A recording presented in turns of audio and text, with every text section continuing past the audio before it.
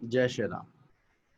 दोस्तों, जैसे कि आप जानते हैं, हमने विवाह के ऊपर एक सीरीज स्टार्ट की है जिसमें हम इन लॉज के साथ रिलेशन कैसे देखना चाहिए, मैरिड लाइफ कैसा देखना चाहिए, उसके बारे में बात कर रहे हैं।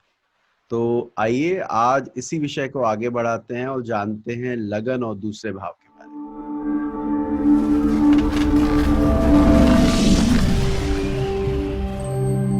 अभी तक हम लोगों ने डिस्कस किया था कि क्लासिकल बुक्स में रिश्ता, ससुराल के साथ रिश्ता देखने के क्या क्या सूत्र हैं। उसमें 2 सूत्रों पर हमने बात की थी। आज हम बात करेंगे कि अलग अलग भावों की क्या इंपॉर्टेंस है, पर्टिकुलरली लगन और सेकंड हाउस। आज इसको कवर करते हैं कि लगन और सेकंड हाउस कैसे बता सकता है कि आपकी मैरिड लाइफ कैसी हो। ठीक है। नॉर्मली हम क्या करते हैं, 8th हाउस से हम इन लॉज को देखते हैं। ऐसा मैंने भी बताया है, पढ़ाया है, और बाकी लोग भी जानते हैं इस बारे में। लेकिन इस केस में क्या होता है कि सिर्फ वही भाव इंपॉर्टेंट नहीं है। ऑब्वियस सी बात है, आपका स्वयं का स्वभाव भी बहुत मैटर करता है, राइट। तो हम उसको देखेंगे। अच्छा रितु जी, मुझे बताइए, लगन से आप क्या क्या देखते हैं, लगन से क्या क्या चीजों का विचार होता है? लगन से अपनी अपने ओवरऑल उसका विचार होता है, बॉडी का, और प्लस आपके बुद्धि का, और मीन्स अपने आप के बारे में सारा देखते हैं। बिल्कुल, आप जैसे बता रहे हैं कि लगन से कुंडली का सबसे ज्यादा इंपॉर्टेंट हाउस माना जाता है।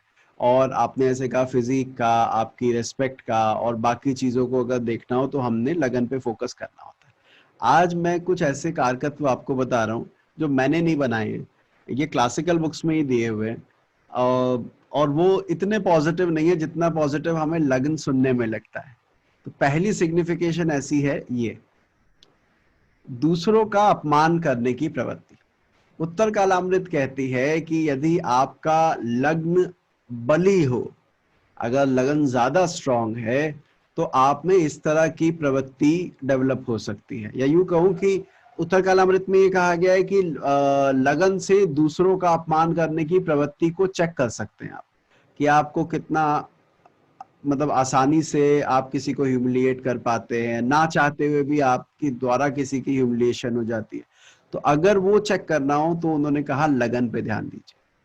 अच्छा, ऐसी ही एक और सिग्निफिकेशन ये है, शिष्टाचार के बोध की कमी, lack of sense of etiquette, और या मैनर, जो भी आप समझे, कि भाई मैनर की कमी दिखाता है लगन का बली होना। लगन से देखा जाता है, मैनर्स का विचार किया जाता है। तो ये 2 चीजें, पहली वाली दूसरे का अपमान करने की टेंडेंसी, और ये शिष्टाचार की कमी। देखिए, सहन तो वैसे ये स्वभाव किसी का भी नहीं होता, लेकिन जहां अपने रक्त संबंधी आते हैं तो व्यक्ति फिर भी झेल लेता है कि चलो कोई नहीं, अब है, इसका स्वभाव ही ऐसा है, क्या करें, ये सुना देता है या सुना देती है। लेकिन जब हम नए घर में जाते हैं और वहां हमें जगह बनानी होती है, तो वहां पर ये 2 टेंडेंसी बड़ी घातक हो सकती है। रिश्ते शुरुआत में ही अगर तनावपूर्ण हो जाए तो फिर उसको सामान्य होने में काफी समय लग जाता है। अच्छा, तो अभी मैं बताऊंगा कि इनको हम देखते कैसे हैं, कुंडली में किन ग्रहों से देखा जाएगा, किन राशियों से देखा जाएगा कि व्यक्ति में इस तरह का स्वभाव है। इसके अलावा लगन से एक और चीज देखी जाती है, वो है स्वयं की जाति के लोगों द्वारा दोषित होना, blame from people of one's own race. अपने ही लोग आपको कहें कि तुम में कमी है। अगर ऐसा अगर आपने चेक करना है कि ये कहाँ से होगा, तो आपको लगन पे ध्यान देना होगा। अब इन 3 चीजों को लेकर थोड़ा कोशिश करते हैं जानने की कि भैया ये कैसे देखा जा सकता है। तो मुझे बताइए, ये पहली वाली टेंडेंसी जो हमने कही कि भाई दूसरों का अपमान करने वाला, तो उसके लिए क्या होना चाहिए, लगन में कैसे ग्रह होने चाहिए जो हम कहें कि भाई ये इस तरह का स्वभाव होगा। योगेश जी, कुछ अपने विचार रखिए इस पर।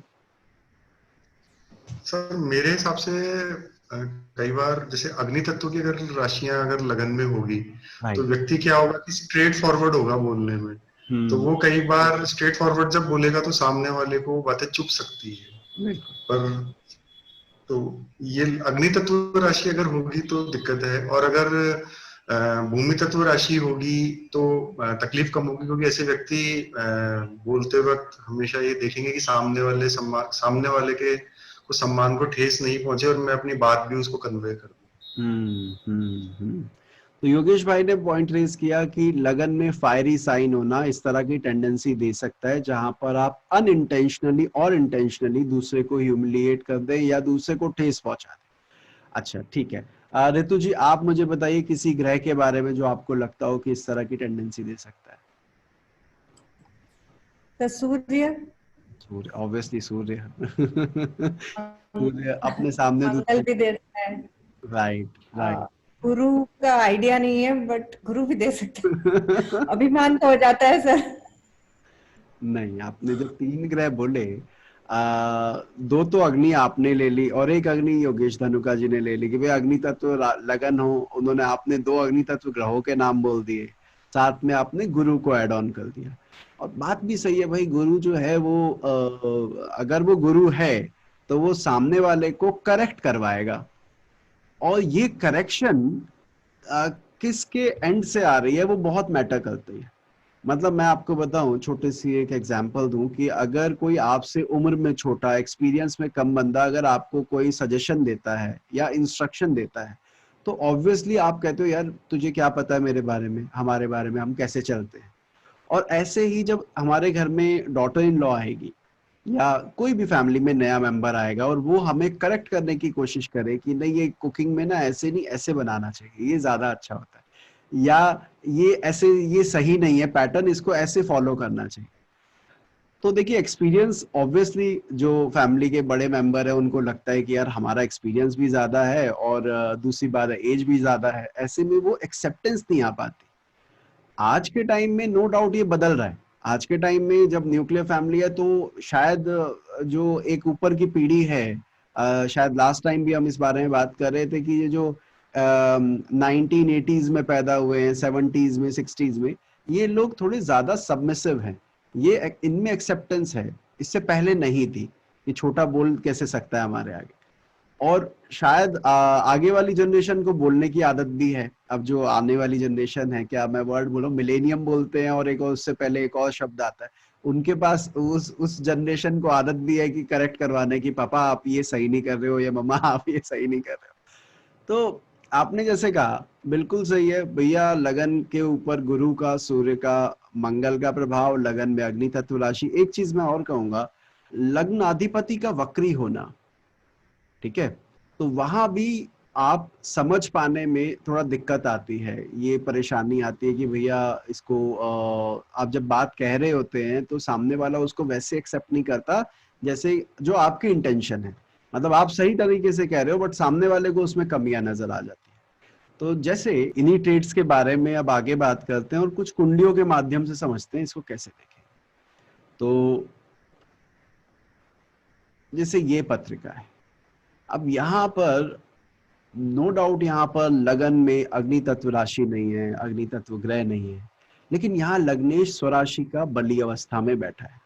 लगन में लग्नेश बैठा है, एक क्रूर राशि में बैठा है और एक क्रूर ग्रह लग्नेश होकर बैठा है। अब अगर हम इस फैक्टर को देखें तो हम ये बोलेंगे इस व्यक्ति को सोशली, सेकंड वाले पॉइंट की कि बड़ा मैनरिज्म वाला और बात करने का लहजा और ये सब, वो शनि में नहीं है, शनि विरक्त है। तो यहाँ पर lack of etiquettes can create issue in your personal life. हम ये सब यहाँ इसलिए डिस्कस कर रहे हैं क्योंकि जिन बच्चों की अभी मैरिज नहीं हुई है, अगर उनके पेरेंट्स ये इस तरह का सेशन देख रहे हैं या आपका अपना बच्चा है, तो हम उस पर शुरू से काम कर सकते हैं कि इस नेगेटिविटी को थोड़ा सा इम्प्रूव, जिस up to a certain extent जितना किया जा सके हम इसको करेक्ट करें। तो यहाँ पर शनि लगन में स्वराशि का बैठा है। आप देखें तो चंद्रमा इसका उच्च का है और चंद्र राशि का स्वामी शुक्र बनता है, वो भी उच्च का है। तो जब आप इतने उच्च के हो जाते हैं, आप बड़े स्ट्रांग हो जाते हैं, तो वहां सामने वाले के लिए जो जगह देनी है, जो आदर देना है, उसमें कहीं ना कहीं परेशानी आती है। अब ये कुंडली जिस गुड़िया की है 8 अप्रैल 1992, अनफॉर्चुनेटली वही इन लॉज के साथ रिलेशनशिप बहुत अच्छे है नहीं, जिस वजह से काफी तनाव इनको देखना पड़ा। अभी अगले भाव की भी बात करेंगे, लेकिन पहले लगन के अकॉर्डिंग ही समझते हैं। अब ये लगन की बात करते हैं।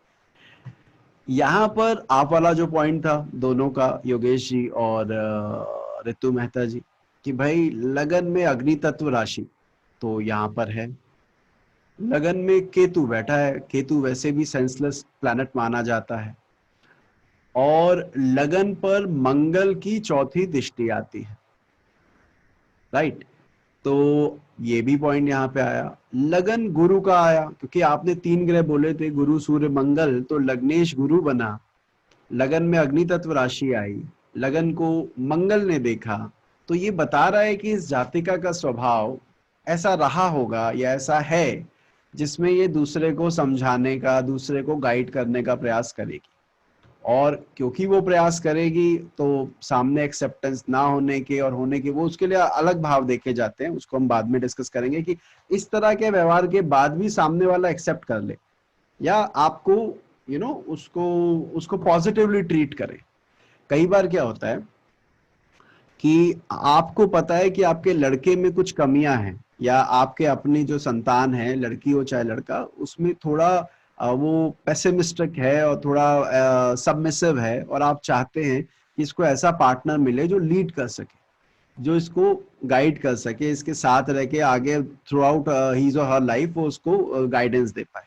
वहां पे कुंडली बहुत अच्छी हो जाएगी, क्योंकि भाई वहां पे इस तरह का स्वभाव तो बहुत बढ़िया है। लेकिन अगर कहीं ये जॉइंट फैमिली के केस में जाता है चार्ट, और तो वहां ये प्रॉब्लम क्रिएट हो सकती है कि आपका इस सुझाव देने का की वजह से सिचुएशन बिगड़ जाए। तो इसको जरूर देखना है। इसके बाद सेकंड हाउस की बात करें, तो सेकंड हाउस की जो सिग्निफिकेशंस है उसको समझते हैं कि वो क्या क्या हो सकते हैं। सुनील जी, आप कुछ बताना चाहेंगे सेकंड हाउस से हम क्या क्या देख सकते हैं? सेकंड हाउस से हम स्पीच जी बिल्कुल। और फैमिली, हम्म। आप फाइनेंस तो देखेंगे, आप फाइनेंस। बिल्कुल बिल्कुल। तो जैसा कि सुनील जी बता रहे हैं कि भाई सेकंड हाउस से फाइनेंस देखेंगे, वाणी देखेंगे और फैमिली देखेंगे। अब इस बारे में इसके कारकत्व जरा समझिएगा और ये वाला कारकत्व पढ़िएगा। क्रोध से उत्तेजना, वैसे तो क्रोध स्वयं ही उत्तेजना का एक एक ही अर्थ लगता है दोनों का, लेकिन गुस्से में आकर, तैश में आकर इतना हाइपर हो जाना कि फिर आप कंट्रोल खो दो, अगर ये देखना है तो वो सेकंड हाउस से देखा जाता है। एंगर, प्रोवोकेशन जो है वो सेकंड हाउस से उसके बारे में विचार होता है कि व्यक्ति गुस्से में आने में कितना बेकाबू हो जाता है। कई लोग स्वभाव के बहुत अच्छे होते हैं, बहुत अच्छे। मैं आपको बताऊं, कई केसेस मैंने ऐसे देखे जहाँ पे मदर इन लॉ ये बोलती है कि भैया मेरी डॉटर इन लॉ जैसी सेवा करने वाली, इतना मतलब फैमिली को देखने वाली कोई नहीं है। लेकिन जब ये क्रोध में आती है तो फिर वो सामने कौन है कौन नहीं ये नहीं देखा जाता और फिर दिक्कत आ जाती है। तो ये सेकंड हाउस से इसका विचार होता है।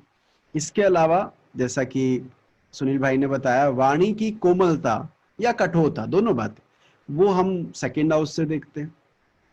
और वही वाली बात दोबारा आएगी कि किस तरह के ग्रहों का प्रभाव है। अगर कोमलता वाली साइड जाना है तो हमें मरकरी चाहिए, मून चाहिए, वीनस चाहिए, इवन गुरु भी कहीं ना कहीं एक्सेप्टेड है। लेकिन वहीं अगर हार्श स्पीच की बात करें तो शनि है, मंगल है, सूर्य है, इनका प्रभाव अगर आपकी वाणी पर है तो आप अच्छे हृदय के होने के बावजूद आपका बोलने का तरीका सामने वाले को चुभ जाता है। अच्छा, एक और चीज अभी जैसे सुनील जी ने कहा था कि परिवार सेकंड हाउस से फैमिली को भी देखते हैं, बड़ा प्रिसाइजली बताया गया है। निकट आश्रित, ये शब्द का अर्थ होता है जो आप पे डिपेंडेंट है, उन लोगों के साथ आप कैसे बिहेव करते हो, चाहे वो सर्वेंट हो, it's not only about family, कोई भी ऐसा व्यक्ति जो आपके ऊपर डिपेंडेंट है और आपको उसके साथ बिहेव करना है, या आप उसके साथ अच्छा बिहेव करते हो या बुरा बिहेव करते हो, इसका विचार सेकंड हाउस से किया जाता है। और ऑब्वियस सी बात है, फैमिली भी आपके ऊपर आश्रित होती है, राइट, कुछ कुछ चीजों को लेकर। तो आप कैसे रिएक्ट करते हो, उनकी जरूरतों को कैसा ध्यान रखते हो, वो भी सेकंड हाउस से देखते आई नो इस वीडियो के बीच में रुकने की वजह से आप में से काफी लोग निराश हुए होंगे। इस तरह के कमेंट सेक्शन में हमें मैसेजेस मिलते हैं, व्हाट्सएप पर और मेल पर आते हैं। लेकिन हमारी भी एक लिमिटेशन है, क्योंकि एडिटिंग टीम के अनुसार बहुत लंबी वीडियो को एडिट करना उनके लिए मुश्किल हो जाता है, तो इस वजह से इन वीडियो को छोटा रखना पड़ता है।